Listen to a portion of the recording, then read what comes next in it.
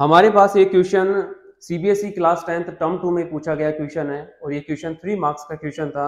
इस क्वेश्चन में हमारे पास में एक रिवर गिवन है, उस रिवर के ऊपर हमें एक ब्रिज बनाना है और ब्रिज पे हमें एक ऐसा पॉइंट लेना है जहां से रिवर के दोनों किनारों के एंगल्स ऑफ डिप्रेशन 30 डिग्री और 45 डिग्री हो और रिवर के दोनों किनारों से उस ब्रिज की हाइट 3 मीटर होनी चाहिए।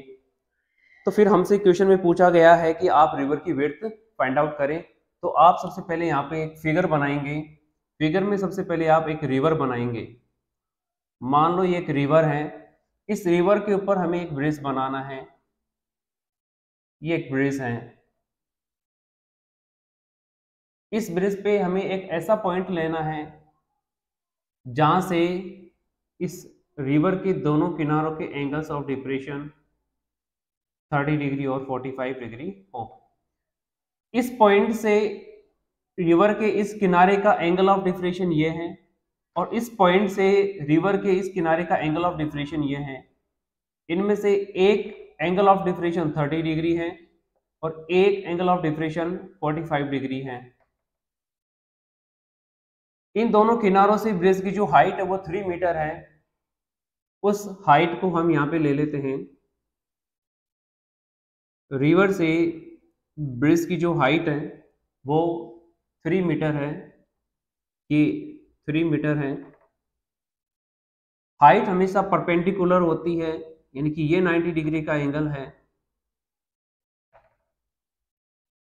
अब आपसे इस रिवर की विड्थ पूछी गई है, find the width of the river.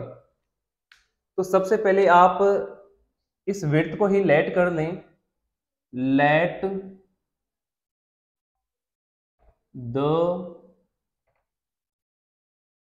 Width of the river is equal to A B. आप इस रिवर को कोई नेम दे दो ए बी। हमने रिवर की विड्थ है वो ए बी लेट की है। आप इन पॉइंट्स को भी कुछ ना कुछ नेम दे दो, पी क्यू। ये ए बी हो गया तो ये सी ले लो आप, और ये सी हो गया तो इस पॉइंट को आप डी ले लो। रिवर की विड्थ हमने ए बी लेट की है। सी डी जो है इस रिवर से ब्रिज की हाइट है, यानी कि सी डी ए बी के परपेंडिकुलर है। हम जानते हैं since C D is perpendicular to A B, C D A B से पी क्यू की हाइट है और हाइट हमेशा परपेंडिकुलर होती है, इसलिए C D is perpendicular to A B. अगर ऐसा है तो फिर हमारा सी डी ए ये एंगल सी डी ए और सी डी बी ये एंगल, दोनों सी डी बी दोनों एंगल हमारे 90 डिग्री के होंगे। आगे आप देखो ये जो रिवर है और ये ब्रिज दोनों एक दूसरे के पैरेलल हैं, तो आप लिखेंगे यहाँ पे since P Q parallel to A B. P Q जो ब्रिज है वो रिवर के पैरेलल है, तो आप लिखेंगे since P Q is parallel to A B. C A और ए बी दोनों ट्रांसवर्सल लाइंस हैं, तो आप लिखेंगे C A and C B are transversal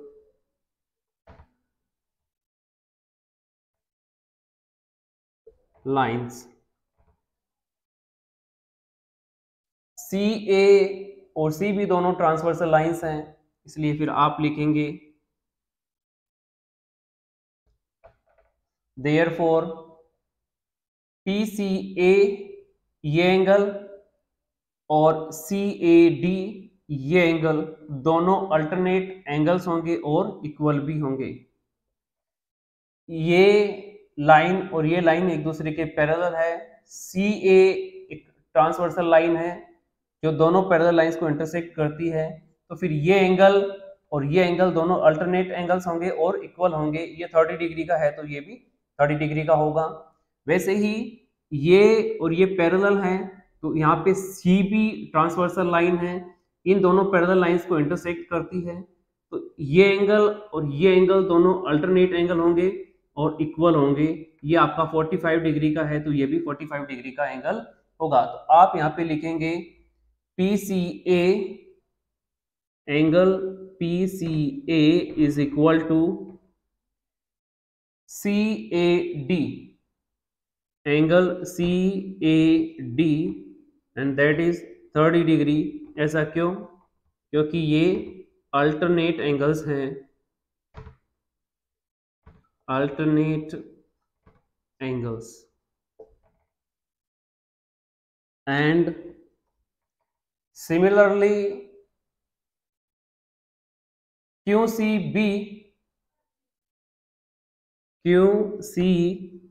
is equal to CBD, angle CBD and that is 45 degree. ऐसा क्यों?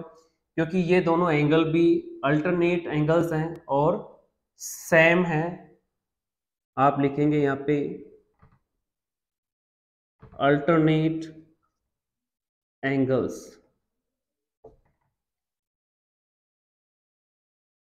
अब आपके पास में यहाँ पे दो राइट एंगल ट्राइंगल हैं, एक है ADC, एक राइट एंगल ट्राइंगल ये है, एक राइट एंगल ट्राइंगल है BDC। ये दो राइट एंगल ट्राइंगल्स हैं।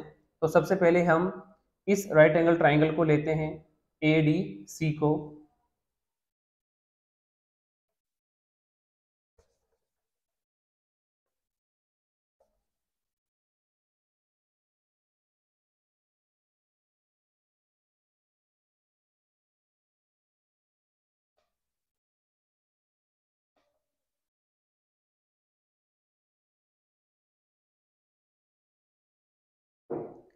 सबसे पहले आप इस राइट एंगल ट्राइंगल को लेंगे और लिखेंगे in right angle triangle ADC,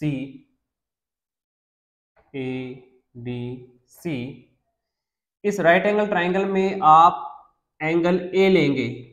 इस एंगल A का टेंजेंट रेशियो लिखेंगे, tan A is equal to, इस एंगल A का टेंजेंट रेशियो होगा CD upon AD, CD upon AD। Angle A हमारा 30 डिग्री है तो आप लिखेंगे tan 30 डिग्री। CD जो है हमारे पास इसकी वैल्यू है 3 और AD हमें फाइंड आउट करना है। tan 30 डिग्री की वैल्यू है 1 upon √3 is equal to 3 upon AD। AD 1 से मल्टीप्लाई करेगा, AD इज इक्वल टू √3 से मल्टीप्लाई करेगा 3√3 मीटर। हमारे पास इस AD की जो विड्थ है यहाँ से यहाँ तक वो है 3√3 मीटर। सिमिलरली आप इस राइट एंगल ट्राइंगल को लेंगे BDC को और लिखेंगे in right angled triangle BDC,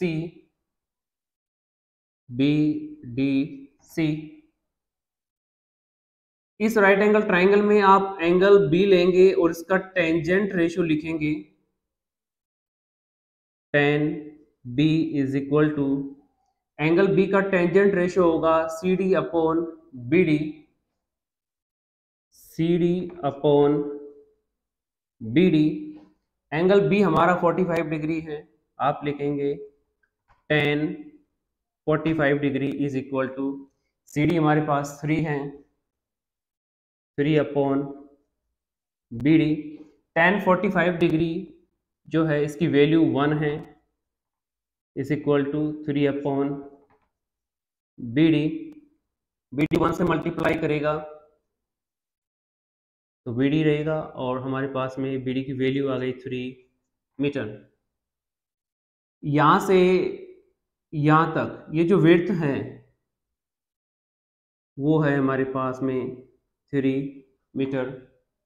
हमसे इस रिवर की विड्थ पूछी गई थी, तो आप इन दोनों को ऐड कर देंगे तो आपके पास में इस रिवर की विड्थ आएगी, और आप लिखेंगे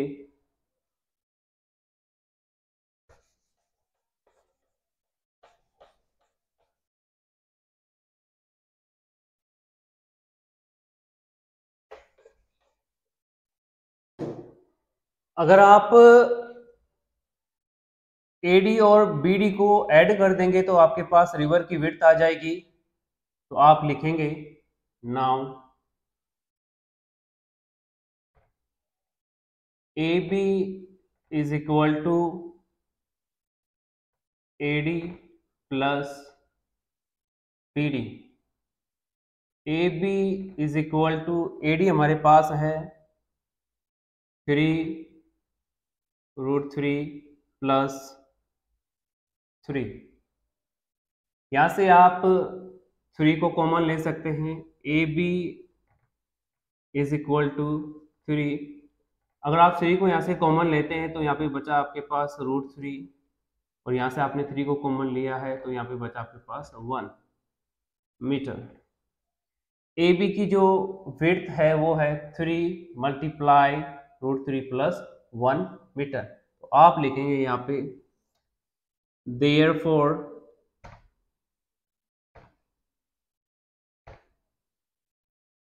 width of the river is equal to 3 multiply √3 plus 1 meter. This is our answer. This is required width of the river.